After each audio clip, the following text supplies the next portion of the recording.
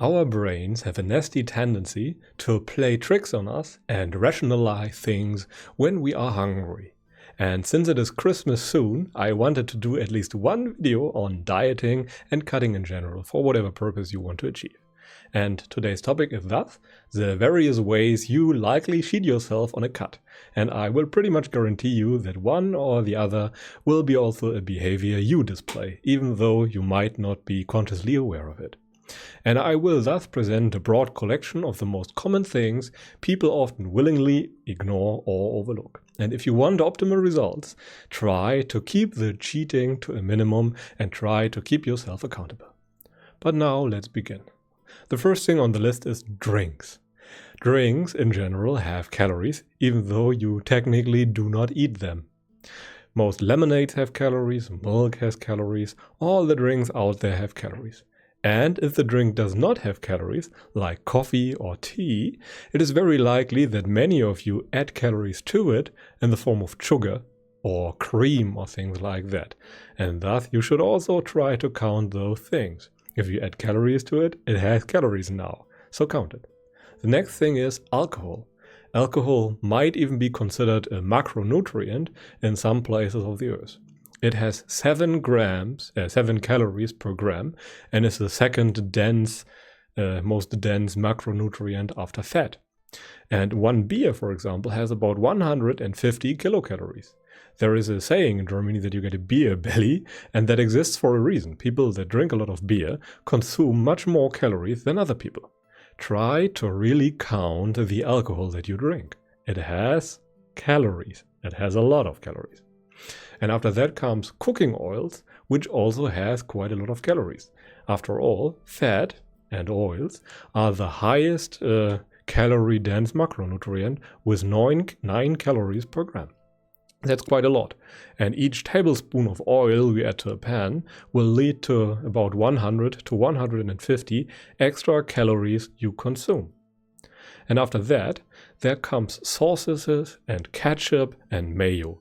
Those things that you add to your meals and maybe to your salads has a lot of calories too. Most of those are based on either sugar or fat. And if you add dressing to everything and just add more when you are hungry, then you will likely ruin your entire deficit of a day just because you cheated a little bit on the mayo side, for example. And after that comes fruit. Fruit has calories too, quite a significant amount even though it is most of the time considered a rather healthy choice for most people. You cannot ignore it. You should account for it and you should weigh the fruit you eat and make sure that it goes into your calculation. And even vegetables has some calories that you should count. Some hungry people make it a rule that they can eat as much vegetables as they want, which leads to them eating a kilogram or more each day. And now you have a significant amount of calories. Depending on the vegetables you eat, you can ruin an entire deficit of 300 to 500 kilocalories by it. And the last part on this list is that cheat meals and snacks have calories too. Just because you cheat does not mean that the calories do not enter your body and get absorbed. If you cheat big time, then you ruin the deficit of an entire week maybe. And really try to keep the cheat meals within a healthy range. It is okay to cheat sometimes if it helps you stay accountable for the long time. But if it's just binge eating and ruining the entire deficit for an entire week, then it will just very likely hinder your progress. Okay, but let's now come to a short summary. What have we learned today? First, the sum of small things can end up at something big. If you cheat numerous times a day, you can easily ruin an entire healthy deficit of 300 to 500 kilocalories. And even worse, all your calculations from that moment on will be based on a wrong value, and they will thus be off by quite a bit if you leave out certain items. So do yourself a favor and think really hard where you might eyeball things or willingly overlook things.